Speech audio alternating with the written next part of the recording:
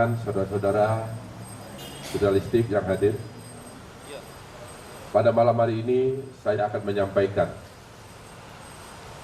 perkembangan penyidikan perkara dugaan tindak pidana korupsi dalam pemberian kredit PT Bank Pembangunan Daerah Jawa Barat dan Banten, juga PT Bank DKI Jakarta kepada PT Sritek Rezeki Isman Tbk dan entitas anak usaha yang ada di bawahnya. Bahwa pada hari ini, hari Rabu, tanggal 21 Mei 2025, tim penyidik pada Jaksa Agung Muda Tindak Pidana Khusus Kejaksaan Republik Indonesia berdasarkan surat perintah penyidikan nomor 62 garis miring F.2 garis miring FD.2 garis miring 10/2024 tanggal 25 Oktober 2024 telah melakukan atau telah membawa 3 orang saksi. Yang pertama adalah Saudara DS selaku pemimpin divisi korporasi dan komersial PT Bank Pembangunan Daerah Jawa Barat dan Banten tahun 2020. Yang kedua, ZM selaku Direktur Utama PT Bank DKI Jakarta tahun 2020. Kemudian yang ketiga adalah ISL selaku Direktur Utama PT Sri Rezeki Isman Tbk tahun 2005 sampai dengan tahun 2022. Yang bersangkutan dihadapkan kepada Jaksa Penyidik, kemudian dilakukan pemeriksaan di gedung Jampitsus Kejaksaan Republik Indonesia. Dan dalam pemeriksaan sebelumnya, penyidik sudah melakukan pemeriksaan terhadap 46 saksi sebagaimana tadi yang telah disampaikan oleh Pak Kapus Penkum. Dan pada hari ini penyidik juga melakukan pemeriksaan terhadap 9 saksi. Kemudian juga beberapa saat yang lalu penyidik juga telah melakukan pemeriksaan terhadap 1 orang ahli.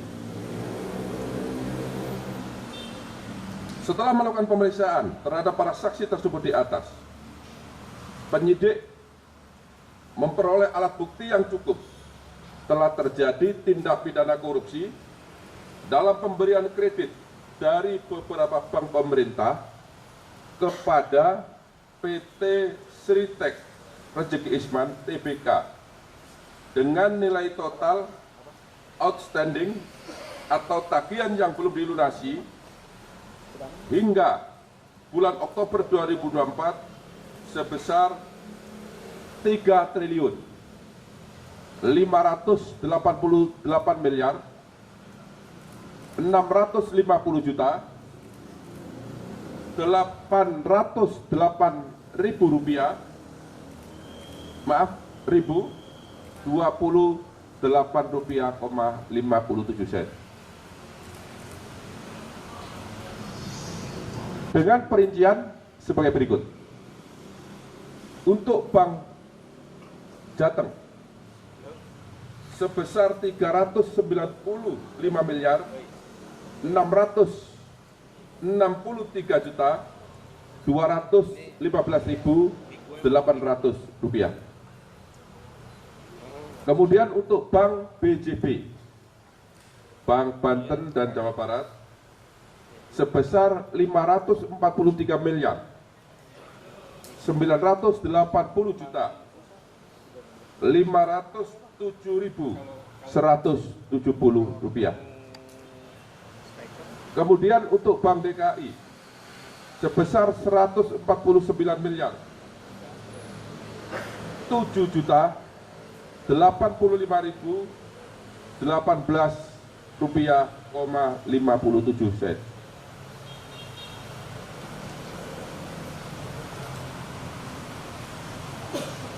Kemudian yang keempat, yaitu bank sindikasi yang terdiri dari Bank BNI, Bank BRI, dan LPEI. Jumlah seluruhnya adalah Rp2.500.000.000.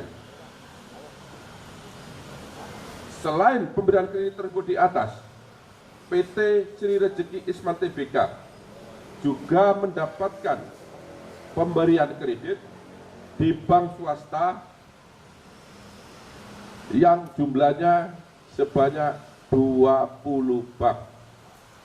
Ini tidak saya sebut ya, karena banyak sekali, jumlahnya 20 bank.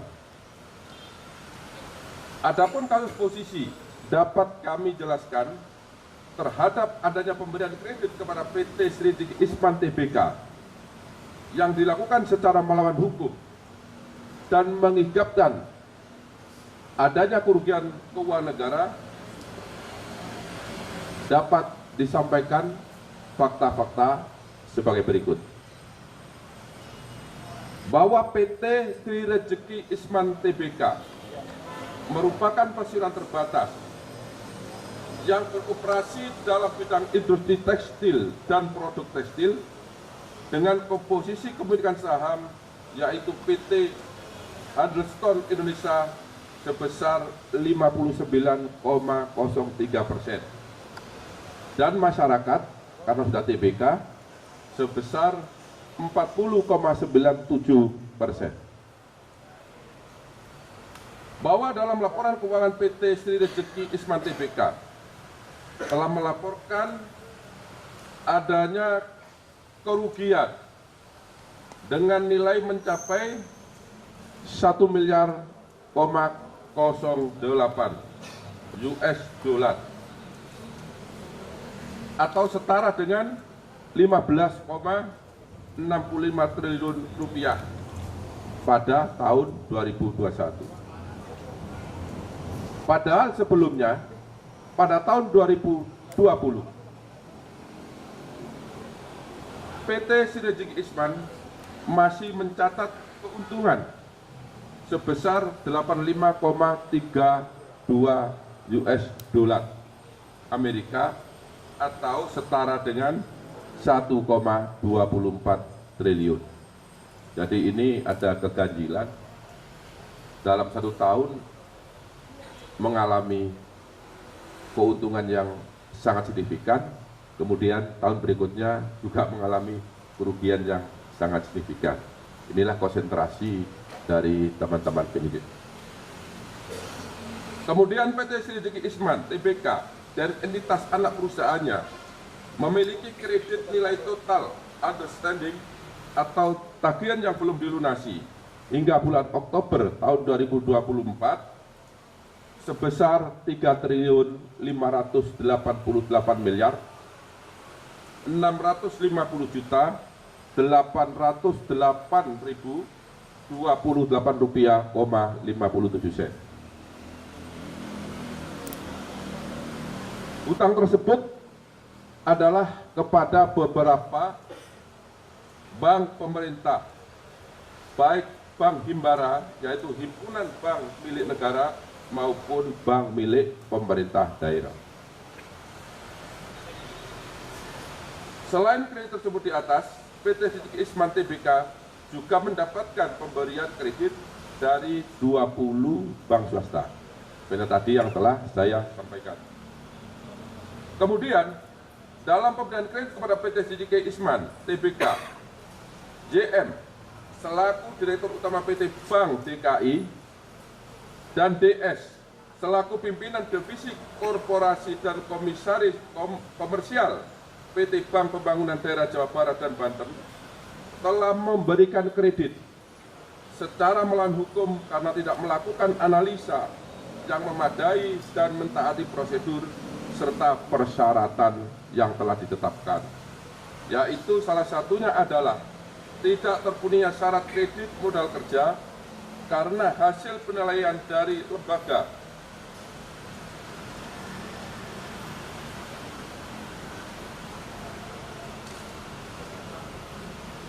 pemeringkat Fit and Modis disampaikan bahwa PT Sri Rezeki Isman Tbk hanya memperoleh predikat BB- atau memiliki resiko gagal bayar yang lebih tinggi. Padahal seharusnya pemberian kredit tanpa jaminan hanya dapat diberikan kepada perusahaan atau debitur yang memiliki peringkat A. Yang seharusnya dilakukan sebelum diberikan finance kredit sehingga perbuatan tersebut bertentangan dengan ketentuan standar operasional prosedur bank serta Undang-Undang Republik Indonesia Nomor 10 Tahun 1998 tentang perbankan sekaligus penerapan prinsip kehati-hatian.